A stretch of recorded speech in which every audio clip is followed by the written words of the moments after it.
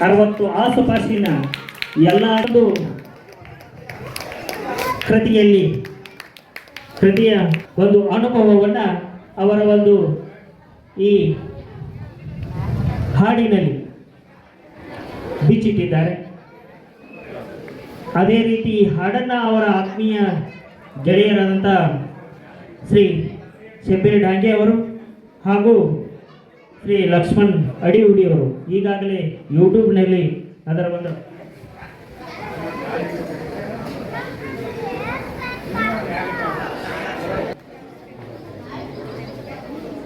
ಸಸಿಗೆ ನೀರೆಳೆಯುವುದರ ಮೂಲಕ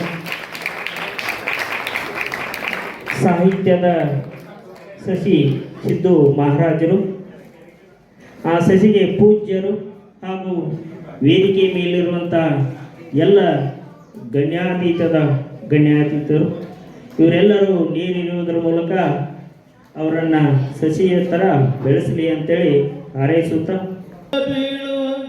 ಭಕ್ತ ಬಸವನ ನೋವಿನ ಪಾಲ ಮಹದೇವ ಪಡದಾನ ತಿಳಿದು ಕಾಡ್ಬ್ಯಾಡ್ರು ಬಸವಣ್ಣನ ಮೂಕ ಬಸವಣ್ಣ ಮೂರೊತ್ತು ದುಡದರು ರೈತನ ಮನೆಯಾಗ ಮುಪ್ಪಿನ ಕಾಲಕ್ಕೆ ಹಿಡಿಮೆವು ಹಾಕದೆ ಮಾತಾನ ಕಟಕಗ ಯಾಕ ಮಾತಾನ್ರಿ ಕಟಕಗ ಯಾಕ ಮಾತಾನ್ರಿ ಕಟಕಗ ಹೊಲ ಬಿತ್ತುವಾಗ ಬಿಡ್ತಾನ ಬಸವಣ್ಣ ಭೂಮಿ ತಾಯಿಯನ್ನ ಹೊಲಸಾಗಿ ಬೆಳೆದ ಬೆಳೆಯ ಕೊಟ್ಟು ಕಾಯಂತ ರೈತ ಮಗನ ಹೊಲ ಬಿತ್ತುವಾಗ ಬಿಡ್ತಾನ ಬಸವಣ್ಣ ಭೂಮಿ ತಾಯಿಯನ್ನ ಚಂದಾಗಿ ಬೆಳೆದ ಬೆಳೆಯ ಕೊಟ್ಟು ಕಾಯಂತ ರೈತ ಮಗನ ಮರತ ಕುಂತಿರಿ ಹೆಗಲಿಗೆ ಹೆಗಲ ಕೊಟ್ಟು ದುಡಿಯುವವನ ಮರತ ಕುಂತಿರಿ ಹೆಗಲಿಗೆ ಹೆಗಲ ಕೊಟ್ಟು ದುಡಿಯುವವನ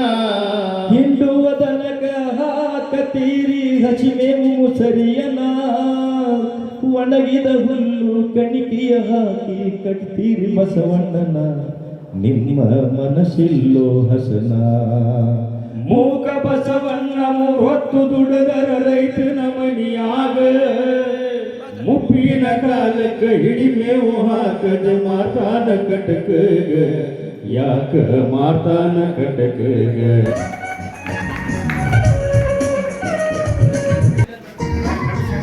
ಇನ್ನು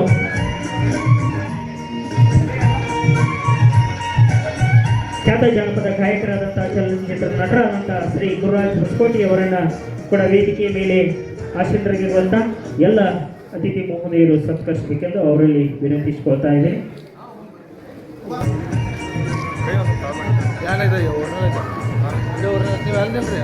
ಈ ಕೃತಿಯ ಕಿರು ಪರಿಚಯವನ್ನು ಮಾಡಿಕೊಟ್ಟಂತ ಶ್ರೀ ದುರ್ಗಪ್ಪ ದಾಸನ್ನವರು ಶಿಕ್ಷಕರು ಕೂಡ ಅವರು, ಅತ್ಯುತ್ತಮ ವಾಗ್ಮಿಗಳು ಕೂಡ ಹೌದು. ಯಾಕಂದ್ರೆ ವೇಳೆ ಅಭಾವ ಇತ್ತು. ಇವತ್ತು ಅವರ ಒಂದು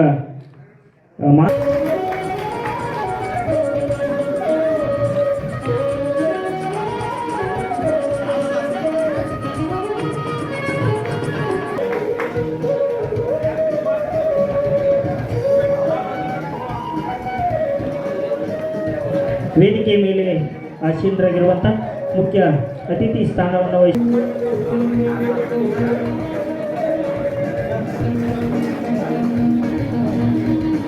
ಕೃತಿಕಾರರ ಆತ್ಮೀಯ ಸ್ನೇಹಿತರಾದಂಥ ಖ್ಯಾತ ಜಾನಪದ ಗಾಯಕರಾದಂಥ ಶ್ರೀ ಅವರು ಕೂಡ ವೇದಿಕೆ ಮೇಲಿದ್ದಾರೆ. ಅವರನ್ನು ಕೂಡ ಸತ್ಕರಿಸ್ತಾ ಇದೆ.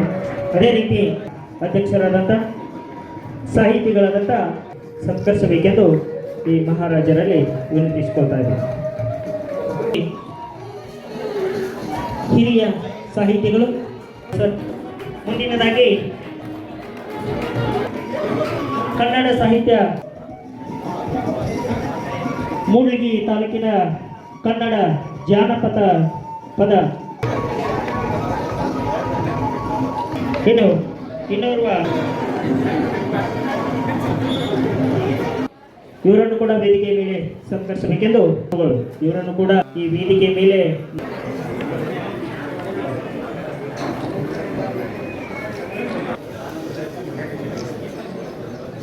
ವೇದಿಕೆ ಮೇಲೆ ಬರಬೇಕು. ಅವರನ್ನು ಕೂಡ ಸನ್ಮಾನಿಸಲಾಗಿದೆ.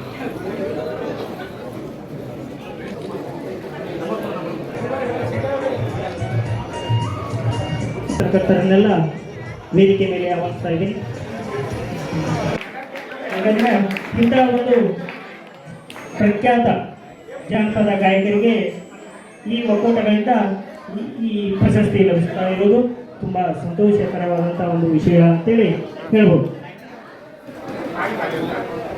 ಎಲ್ಲ ಮಹಿಳೆಯರು ಜೋರಾದ ಒಂದು ಚಪ್ಪಾಳೆ ಇರಲಿ ಅಂತೇಳಿ ಹೇಳ್ತಾ ಇದ್ದಾರೆ.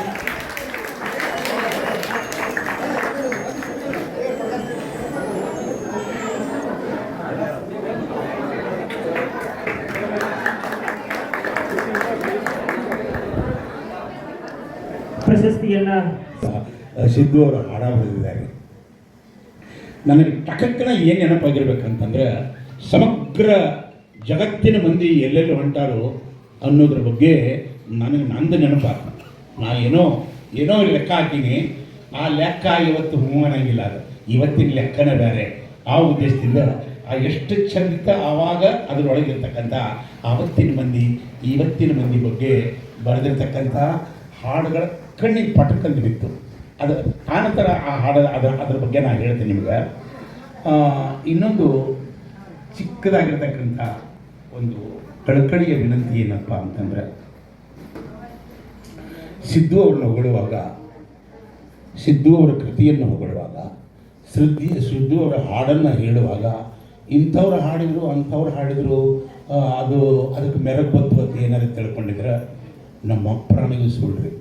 ಕಾರಣ ಏನಂತಂದರೆ ಐಶ್ವರ್ಯ ಹುಡುಗಿ ಇವತ್ತು ವೇದಿಕೆ ಮೇಲೆ ಹಾಡಿರ್ತಕ್ಕಂಥ ಆ ಮಗುವಿನ ಧ್ವನಿ ನೀವು ನಂಬ್ರಿ, ಬೇಕಾದ್ರೆ ಬಿಡ್ರಿ. ಇವತ್ತಿನ ಸಿನಿಮಾ ಧ್ವನಿಯನ್ನು ಏನು ಕೇಳ್ತಾರಲ್ಲ ಅದರ ಆಪತ್ತದು. ಯಾಕಂತಂದ್ರೆ ನಾವು ಒಳಗಿರೋ ಮನುಷ್ಯ, ನೀವು ಹೊರಗಿರೋರು. ಅದ್ರ ಒಳಗೆ ಏನು ನಡೆದೈತೆ ಅನ್ನೋದು ನನಗೆಲ್ಲ ಗೊತ್ತಾಗ್ತದೆ. ಹೀಗಾಗಿ ದಯವಿಟ್ಟು ನಿಮ್ಮವರನ್ನು ನೀವು ಮೊದಲು ಪುರಸ್ಕಾರ ಮಾಡೋದು ಕಲೀರಿ, ನಿಮ್ಮವರಿಗೆ ಚಾನ್ಸ್ ಕೊಡೋದು ಕಲೀರಿ. ಹೊರಗಿನ ಒಂದು ಹಾಡೇ ಹಾಡ್ತಾರೆ, ಅವ್ರು ಹಾಡಿದ್ರು ಅಂತೇಳಿ ಆ ಹಾಡು ಎಂದು ಭಾರಿ ಫೇಮಸ್ ಆಯ್ತು, ಭಾರಿ ಮಾರಾಟ ತಪ್ಪು ತಿಳ್ಕೊಳ್ಳೋದು ತಪ್ಪು. ನೀವು ಏನೇ ಕೊಟ್ಟರು ಆ ಹಾಡಿನೊಳಗೆ ಶಕ್ತಿ ಇತ್ತಂದ್ರೆ, ಆ ಹಾಡಿನೊಳಗಿನ ಊರಿನ ರುಚಿ ಇತ್ತಂದ್ರೆ ನಮ್ಮ ಪ್ರಾಣಿಗೂ ಅದು ಗೆದ್ದಿದೆ. ಅದಕ್ಕೆ ಉದಾಹರಣೆ ನಾವೇ ರೀ, ಅದಕ್ಕೆ ಉದಾಹರಣೆ ಸಿದ್ದುನೇ. ಇವತ್ತು ಸಿದ್ದು ಅವ್ರು ಕೊಟ್ಟಿರ್ತಕ್ಕಂಥ ಹಾಡುಗಳು ಬೇಕಾದಷ್ಟು ಕಿವಿಗೆ ಬಿದ್ದಾವೆ. ಸಾವಿರಾರು ಹಾಡುಗಳನ್ನ ಆತ್ಮೀಯರಾಗಿರ್ತಕ್ಕಂಥ ಶಬ್ಬೀರ್ ಡಾಂಗೆ ಅವರು, ಅವ್ರ ಜೊತೆ ಇನ್ನೂ ಇತರೆ ಕಲಾವಿದರು ಬೇಕಾದಷ್ಟು ಹಾಡಿ ಅದನ್ನು ಕಿವಿಗೆ ತಲುಪಿಸಿದ್ದೀರಿ. ಅದರಲ್ಲಿ ಒಂದು ಇವತ್ತು ಬಸವಣ್ಣನ ಹಾಡಂತೂ ಭಾಳ ಸಂಕಟ ಮಾಡಿದ್ದಾನೆ. ನಿಜವಾಗ್ಲೂ ಶಬ್ಬೀರ್ ಅವರು ಹೇಳಿದರು ಆ ಯತ್ನಾಳ್ ಅವ್ರ ಬಗ್ಗೆ. ಬರೀ ಯತ್ನಾಳ್ ಒಬ್ಬರೇ ಅಲ್ಲ ರೀ, ಸಮಗ್ರ ಕರ್ನಾಟಕದಲ್ಲಿ ಆ ಮನಸ್ಸುಗಳು ಎಲ್ಲೆಲ್ಲದಾವೋ ಎಲ್ಲರ ಕಣ್ಣಾಗ ನೀರು ಬರ್ತಾವೆ. ಮನುಷ್ಯರ ಕಣ್ಣಾಗ ಅಷ್ಟೇ ನೀರು ಬರ್ತದೆ, ಅದು ದನದ ಕಣ್ಣಾಗ ನೀರು ಬರೋಂಗಿಲ್ಲ. ಹಾಗೆ ಇನ್ನು ಸರಿಯಾಗಿ ಕೇಳಿದ್ರೆ ಎಲ್ಲರ ಕಣ್ಣಾಗೂ ನೀರು ಬರ್ತಾವೆ. ಆ ಉದ್ದೇಶದಿಂದ ಇಂಥ ಹಾಡುಗಳನ್ನ, ಇಂಥ ಕೃತಿಯನ್ನು, ಇಂಥ ಸಾಮಾಜಿಕ ಬದಲಾವಣೆಯ ಕೆಲಸಗಳನ್ನು ಮಾಡಿರ್ತಕ್ಕಂಥ ಸಿದ್ದು ಅವರಿಗೆ ನಮ್ಮ ಪ್ರಾಣಿಗೂ ನಾವು ಕೊಡೋದು ಏನೂ ಇಲ್ಲ ರೀ, ಏನೂ ಇಲ್ಲ. ಭಗವಂತನ ಕೊಟ್ಟುಬಿಟ್ಟಾನೆ. ಏನೋ ಮಹಾರಾಜ ಅಂತಕ್ಕಂಥ ಒಂದು ದೊಡ್ಡ ಪ್ರಭಾವಳಿಯನ್ನು ಕೊಡೋದ್ರ ಜೊತೆಗೆ ಸಿದ್ದು ಅಂದರೆ ಏನೋ ಕೊಡೋದಿಲ್ಲ, ಎಲ್ಲ ಸಿದ್ಧ ಐತೆ ಅಂತಂದ್ರೆ ಅರ್ಥ. ಏನೋ ಹೊಸದಾಗಿ ಏನು ಮಾಡೋದಿಲ್ಲ. ಅಂಥ ಒಂದು ಹೆಸರನ್ನು, ಅಂಥ ಒಂದು ಪ್ರಭಾವಳಿಯನ್ನು ಭಗವಂತ ಕೊಟ್ಟಿರುವಾಗ ನಾವಿನ್ನು ಹೊಗಳೋದು ಏನೂ ಇಲ್ಲ ರೀ. ದೇವರಾದ್ರೂ ಸೃಷ್ಟಿ ಮಾಡಿರ್ತಾರೆ, ಭಗವಂತನ ಆದರೂ ಸೃಷ್ಟಿ. ಇನ್ನು ಗುರುರಾಜ್ ಹೊಸಕೋಟೆ ಅಂತ ಹೇಳಿ, ಈ ಹೊಸಕೋಟೆ ಅಂತಕ್ಕಂಥದ್ದನ್ನು ಎಂದೂ ಅದು ಇದಾಗ ಹಳೆ ಕೋಟೆ ಆಗೋದಿಲ್ಲ. ಹೊಸ ಕೋಟೆ ಅದು ಹೋಗಿ ಹಳೆ ಕೋಟೆ ಬಂತಪ್ಪ ಅಂತ ಗುರುರಾಜ್ ನಂಬೋದಕ್ಕಾಗಲಿ ಸತ್ತು ಹೋಗಲಿ ನನಗೆ ಗುರುರಾಜ್ ಹೊಸಕೋಟೆ. ಹಾಗೆ ಮಹಾರಾಜ ಸಿದ್ದು ಹಳ್ಳೂರು ಅಂತಕ್ಕಂಥದ್ದು ಅಳಕಲಾರದ ಹೆಸರು. ಆ ಹೆಸರಿಗೆ ಭಗವಂತ ಒಂದಿಷ್ಟು ತಾಕತ್ತು ಕೊಡಲಿ, ಒಂದಿಷ್ಟು ಶಕ್ತಿಯನ್ನು ಕೊಡಲಿ, ಇನ್ನಷ್ಟು ಪರಿಪೂರ್ಣವಾಗಿರ್ತಕ್ಕಂಥ, ಇನ್ನಷ್ಟು ಆದಷ್ಟು ಜನರ ಹತ್ತಿರ ಹೋಗಿ ಜನರನ್ನು ತಿದ್ದತಕ್ಕಂಥ ಕೃತಿಗಳು ಬರಲಿ ಅಂತಕ್ಕಂಥ ನಾ ಆಶೀರ್ವಾದ ಮಾಡಲ್ಲ, ಅವರಿಗೆ ವಿನಂತಿಯನ್ನು ಮಾಡ್ಕೋತೇನೆ.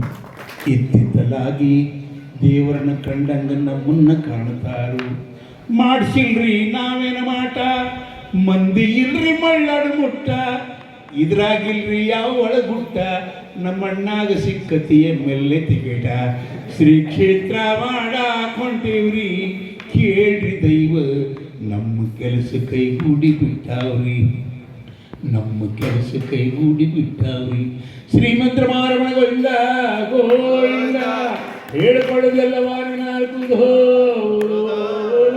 ನಮ್ಮ ಪಾರ್ವತಿ ಪದೇ ಮಾರೆ ಒಳಾ ಪುಂಡಲೀಕ ನಾನೇ ಇಷ್ಟೆಲ್ಲ ಯಾಕಂದ್ರೆ ಸುತ್ತುಂದೂರಿಗೆ ಅಡ್ಡಾಡಕತ್ತೆ ನಿಮ್ಮ ಕ್ಷೇತ್ರಗಳ ಅಡ್ಡಾಡೋದೆಲ್ಲ ಇಲ್ಲಿಗೆ ಬಂದೀವಿ ನೋಡ್ರಿ ನಾವು ವರ್ಷದಿಂದ ಈ ನಮ್ಮ ಗುರುಗಳಿಗೆ ನನ್ನ ಪಾಲಿನ ದೇವರ ಅಂದ್ಕೊಂಡು ನಮ್ಮಿಂದ ಹೆಂಗೆ ಪಡ್ಕೋಬೇಕನ್ನೋದ ನನ್ನ ಮನಸ್ಸಿಗೆ ನಾನೇ ಇದನ್ನು ಮಾಡ್ಕೊಂಡ ಇಲ್ಲಿ ತನ ಏನ ನಾ ಪಡ್ಕೊಂಡಿದ್ರು ಇದನ್ನು ನನ್ನ ಗುರುವಿನಿಂದ ಪಡ್ಕೊಂಡಿನಿ. ನಿಜಾಮಲ್ಲ ಖಾನ್ ಅವರಿಂದ ಪಡ್ಕೊಂಡಿನಿ, ಗುರುರಾಜ್ ಕೆಂದೋಳಿ ಅವರಿಂದ ಪಡ್ಕೊಂಡಿನಿ. ಎಷ್ಟು ಸಾಧ್ಯವೋ ಆಗ ಹೇಳಿದ್ರು ಗುರುಗಳ ದ್ರೋಣಾಚಾರ್ಯರು ಮತ್ತು ಏಕಲವ್ಯರ ಕತೆ. ನಾ ಅವ್ರ ಪಾಲಿಗೆ ಏಕಲವ್ಯ. ಯಾವಾಗಿದ್ದರೂ ಅವರ ನೆರಳಾಗಿ ನಾ ನಡೆಯೋಕ್ಕೆ ಪ್ರಯತ್ನ ಮಾಡ್ತೇನೆ. ಯಾಕಂದ್ರೆ ಇತ್ತಿರ್ಲಾಗ ಕೌಟುಂಬಿಕ ಹಾಡಾಗಲಿ, ಈ ಅರ್ಥಗರ್ಭಿತವಾದಂಥ ಹಾಡುಗಳಾಗಲಿ, ಸ್ವಲ್ಪ ತತ್ವ ಸಿದ್ಧಾಂತ ಇರುವಂಥ ಹಾಡುಗಳಾಗಲಿ ಎಲ್ಲ ಮರಿಯಾಗಿ ಹೊಂಟವು ಅನ್ನೋದಕ್ಕಿಂತಲೂ ನೀವೇ ಎಲ್ಲ ಅದನ್ನು ಮುರಿಗುಂಪು ಮಾಡಿ ಒಗ್ಯಾಕತ್ತೀರಿ. ಕೇಳಬಾರ್ದೆಲ್ಲ ಕೇಳಾಕತ್ತೀರಿ, ಮಾಡಬಾರ್ದೆಲ್ಲ ಮಾಡಾಕತ್ತೀರಿ, ನೋಡಬಾರ್ದೆಲ್ಲ ನೋಡಾಕತ್ತೀರಿ. ಅದನ್ನು ನೀವು ಅನುಭವಿಸ್ತೀರಿ ಅನ್ಕೊಂತ ಒಂದು ಸನ್ನಿವೇಶ ಏನ್ರಿಪ್ಪ ಅಂತಂದ್ರೆ, ನನ್ನ ಗುರುವಿನ ಗುಣ ಎಂತಾದ್ರಿಪ್ಪ ಅಂತ ಹೇಳ್ತಾನಂದ್ರೆ, ಒಮ್ಮೇನಾದ್ರಿಪ್ಪ ಧಾರವಾಡದಾಗ ಒಂದು ಏರಿಯಾದೊಳಗೆ ಅವ್ರ ಕಾರ್ಯಕ್ರಮ ಇತ್ತು, ಒಂದು ಏರಿಯಾದೊಳಗೆ ನಮ್ಮ ಕಾರ್ಯಕ್ರಮ ಇತ್ತು. ಒಂದು 2 ತಾಸು ಕಾರ್ಯಕ್ರಮ ಆಗಿತ್ತು. ಅಷ್ಟೊತ್ತಿಗೆ ನಮ್ಮ ಗುರುಗಳ ಭಾಗದೊಳಗೆ ಏನೋ ಒಂದು ಅನಾಹುತ ಆಗಿ ಒಂದೇನೋ ಕೊಲೆನೋ ಏನೋ ಎಂತ ಇತ್ತು ಆಗಿ ಸಮಸ್ಯೆ ಆಗಿ ಆ ಕಾರ್ಯಕ್ರಮ ರದ್ದಾತು. ಅವಾಗ ಅಲ್ಲಿ ಕಮಿಟಿಯವರು ಇಲ್ಲಿ ನಾವು ಕಾರ್ಯಕ್ರಮ ನಮ್ಮದು ಇತ್ತು, ಅವ್ರ ಕಮಿಟಿಯವ್ರಿಗೆ ಫೋನ್ ಮಾಡಿ ಕೇಳಿದ್ರು, ಹಿಂಗಿಂದ ಬೇತ್ರಿ ಹಿಂಗಾಗತ್ತೈತಿ, ಮತ್ತು ಹೊಸಕೋಟೆ ಅವ್ರದ್ದು ಅಲ್ಲಿ ಶೆಡ್ಯೂಲ್ಡಾಗಿ ಅವ್ರ ವೇದಿಕೆ ಮೇಲೆ ಅವ್ರಿಗೆ ಸ್ವಲ್ಪ ಇದನ್ನು ಮಾಡಿ ಕೊಡ್ರಿ ಅಂತೇಳಿ ಅವ್ರ ಕಮಿಟಿ ಅವ್ರು ಬಂದು ನಾನು ಕೇಳಿದ್ರಿ, ಹಿಂಗೈತಿ ಅಂತ ಹೇಳ್ಸಂದು. ಅಲ್ರಿ ಅಂತ ನಾ ಎಂಥ ಪುಣ್ಯ ಮಾಡಿರ್ಬೇಕು, ಅವರು ಬಾಜುಕ್ಕೆ ನಿಲ್ಲುವಂಥದ್ದು ಯಾವಾಗೂ ಇದ್ರಕ್ಕಿಲ್ಲ ನನ್ನ ಸೌಭಾಗ್ಯದಾಗ. ಆ ಗುರುವಿನ ನನ್ನ ಪರಮಾತ್ಮ ನನ್ನ ವೇದಿಕೆ ಮೇಲೆ ಅಂದ್ರೂ ಕಳ್ಸಾಕತ್ತಾನಂದ್ರೆ ನನ್ನಂಥ ಪುಣ್ಯವಂತ ಯಾರೂ ಅಲ್ರಿ. ಮೊದಲು ಅವ್ರನ್ನ ಕರೆಸ್ರಿ ಗುರುಗಳು ಇಲ್ಲಿ ಮೊದಲು ನನ್ನ ವೇದಿಕೆ ಮೇಲೆ ಬರಲ್ರಿ ಅಂತ ಅವ್ರನ್ನ ಕರೆದ ಅವ್ರ ಕಾಲಿಗೆ ಬಿದ್ದ ಒಂದು ಮಾತು ಹೇಳಿನ್ರಿ. ಇದು ಮುಖ್ಯ ಅಲ್ಲ, ಈಗ ಹೇಳಾಕತ್ತಿದ್ದು ಮುಖ್ಯ. ಏನ್ರಿಪ್ಪ ಅಂತಂದ್ರೆ, ಏನ್ರಿ ಗುರುಗಳ ಇನ್ನೊಂದು 10 ನಿಮಿಷ ಬಿಟ್ಟು ಬಂದಿದ್ರಿ ಅಂದ್ರೆ ನಿಮ್ಮ ಹಾಡನ ಹಾಡಾವಿದ್ದನ್ನು ನೋಡ್ರಿ ಗುರುಗಳ ಅಂತಾನೆ. ಯಾವ್ದು ಶಬ್ದರ ಅದು ದುಡ್ಡು ಕೊಟ್ಟರೆ ಹಾಡಾಗಿದ್ರಿ ಗುರುಗಳ, ಇನ್ನೇನು ನೀವು ಬಂದೇ ಬಿಟ್ರಿ ನಮ್ಗೆ ಮುಗಿತಿರಲ್ರಿ ಅಂತ ಹೇಳಿ ನಾವು ಜಾಗಟಿ ಎಲ್ಲ ಕಟ್ಕೊಂಡು ಗುರುಗಳಿಗೆ ಆ ವೇದಿಕೆಯನ್ನು ಬಿಟ್ಟು ನಾನು ಹೋಗಿ ನಾ ಗಾಡಿ ಒಳಗೆ ಕೂತೀನಿ ರೀ. ನಮ್ಮ ಕಾರ್ಯಕ್ರಮ ಮುಗಿಸಿ ಒಂದು ಹಾಡ ಏನೋ ಅಷ್ಟೇ ಮುಗಿಸಿದ್ರು, ಒಂದು ಭಕ್ತಿಗೀತೆ ಹಾಡಿ ಇನ್ನೊಂದು ಯಾವುದೋ ಹಾಡ ಮುಗಿಸಿದ್ರು. ಆ ನಂತರ ಅನೌನ್ಸ್ಮೆಂಟ್ ಮಾಡಕತ್ತಾರೆ ರೀ.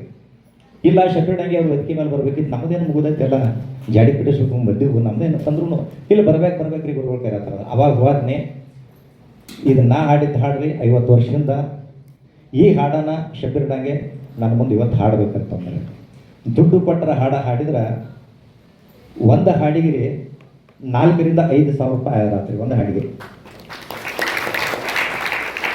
ಅವಾಗ ಅಂದರು ಗುರುಗಳಾಗಿದೆ ಹೆಮ್ಮೆ ಪಡುವಂಥ ವಿಷಯ ಇದು, ಅಹಂ ಪಡುವಂಥದ್ದಲ್ಲ. ಇಲ್ಲಿ ಶಬೀರ ವಾರಸದಾರ ಯಾರ ಅಂತೇಳಿ ವಿಚಾರ ಮಾಡ್ತಿದ್ನಿ. ನಿನ್ನಲ್ಲಿ ಪರಮಾತ್ಮ ಭಾಳ ತೊಡೆ ಅದನ್ನು ಕೊಟ್ಟಾನ, ನೀ ಮುಂದುವರ್ಸ್ಕೊಂಡು ಹೋಗ್ತೀಪ್ಪ ಅನ್ನುವಂಥ ವಿಶ್ವಾಸ ನನಗೈತಿ ಅಂತೇಳಿ ಅವ್ರ ಭಾರ ನನ್ನ ಮೇಲೆ ನನ್ನ ಹೆಗಲ ಮೇಲೆ ಹಾಕಿದ್ರು. ಅವಾಗ ನಾವು ಒಂದು ಮಾತು ಹೇಳಿದ್ನಿ, ಏನಂದ್ರೆ ಗುರುಗಳು ಇಷ್ಟು ನಿಮ್ಮನಾಗ ಗುರುಗಳ ಅಂತ ಕರಿತಿದ್ರಿ. ಇದೀಗ ನೀವು ಒಂದು ಮಾತು ಹೇಳ್ರಿ, ಏನಪ್ಪ ಅಂದ್ರೆ ವಾರಸದಾರ ಯಾರು ಹಾಕಾರ್ರಿ? ಮನೆಗೆ ಹಿರಿ ಮಗ ರೀ. ಅವಾಗ ಹಿಡಿದು ನಿಮಗೆ ಶಿಷ್ಯ ಆಗಿದ್ದೀನಿ ಗುರುಗಳ, ಇನ್ನು ಮೇಲೆ ನಾನು ನಿಮ್ಮ ಮಗ ಆಗಿದ್ರಿ ಅಂತ ಹೇಳಿ. ಇದು ಈ ಸಂಬಂಧ ಎಂತದಾದ್ರೆ ಈ ಸಂಬಂಧ ಎಲ್ಲ ಹಾಳು ಮಾಡಕತ್ತೀರಿ ಎಲ್ಲರೂ.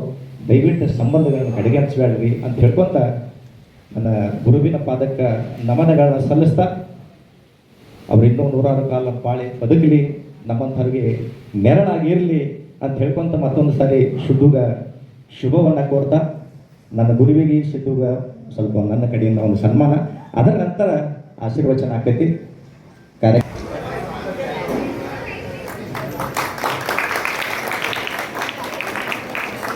ಯಾಕಂದರೆ ಈಗಾಗಲೇ ನಿಮಗೆ ನಾನು ಹೇಳಿದ ಹಾಗೆ ಅವರ ಸಂಘ ಭೋಜನ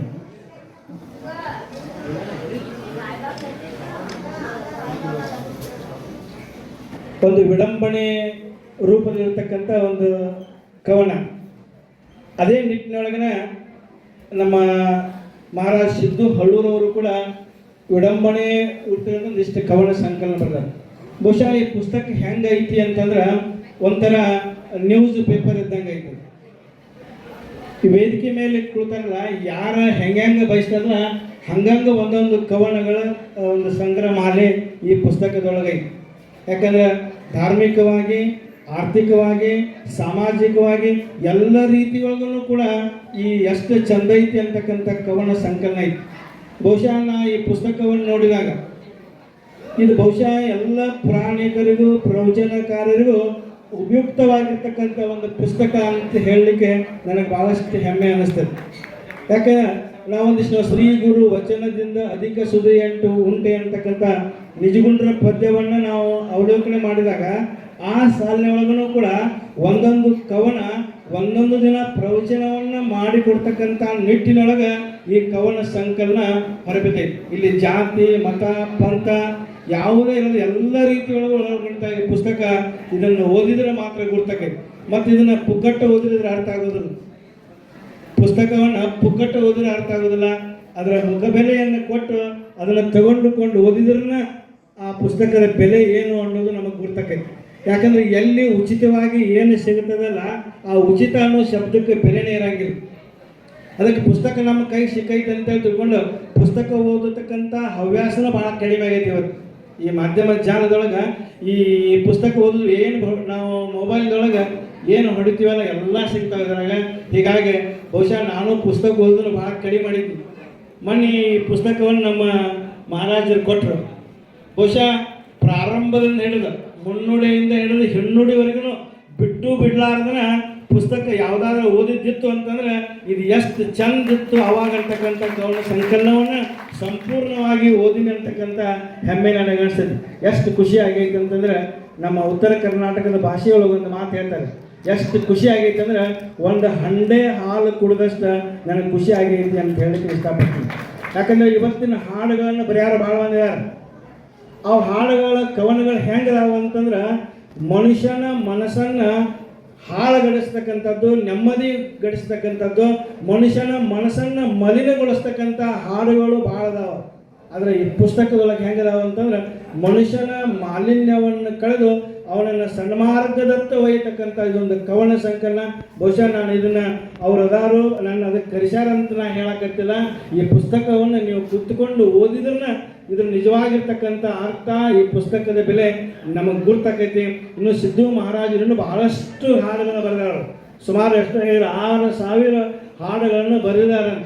ಬಹುಶಃ ಸುಮಾರು ಅವೆಲ್ಲ ಪುಸ್ತಕಗಳು ಬಹುಶಃ ಅವ್ರಿಗೆ ಒಂದು ಕೈ ಬರೋದಾಗಿರ್ಲಾರ್ದನ್ನ ಅದು ಪುಸ್ತಕ ರೂಪದಲ್ಲಿ ಅವು ಬಂದು ಅಂತಂದ್ರೆ ಅದು ಬಹಳಷ್ಟು ಬೇರೆ. ಯಾಕಂದ್ರೆ ಒಬ್ಬ ಕವಿ, ಒಬ್ಬ ಸಾಹಿತಿಯ ಏನಾರು ಉಳಿಬೇಕಾಗಿತ್ತು ಅಂತಂದ್ರೆ ಅವನ ತಲೆಯಿರ್ತಕ್ಕಂಥ ಗಮ್ಮತ್ತ ಅದು ಪುಸ್ತಕದೊಳಗೆ ಬಂತು ಅಂತಂದ್ರೆ ಅವನು ಯಾವಾಗಲೂ ಜೀವಂತವಾಗಿ ಉಳಿತಾನೆ. ಯಾಕಂದ್ರೆ ಇವತ್ತು ಬಸವಣ್ಣನವರು 800 ವರ್ಷ ಹಿಂದೆ ಇದ್ರು ಅನ್ನೋದು ಹೆಂಗೆ ನಮಗೆ ಗುರ್ತಾಗಿದೆ ಅಂದ್ರೆ ಅವರ ವಚನಗಳ ಮೂಲಕವಾಗಿ ಅವ್ರು ಇದ್ರು ಅಂತ ನಮಗೆ ಹೆಂಗೆ ಗುರ್ತಾಕೈತೆ, ಹಂಗೆ ಕವಿ ಸಾಹಿತಿಗಳು ಇದ್ರು ಅನ್ನೋದಕ್ಕೆ ನಮಗೆ ಏನು ಗುರ್ತಾಕಂದ್ರೆ ಆ ಪುಸ್ತಕ ರೂಪದಲ್ಲಿ ಬಂದಾಗ ಮಾತ್ರ ಅದು ಉಳಿಲಿಕ್ಕೆ ಸಾಧ್ಯ ಇದೆ. ಅವರಿಗೆ ಸಿದ್ದು ಮಹಾರಾಜರಿಂದ ಒಂದು ಚಿಕ್ಕ ಸನ್ಮಾನ.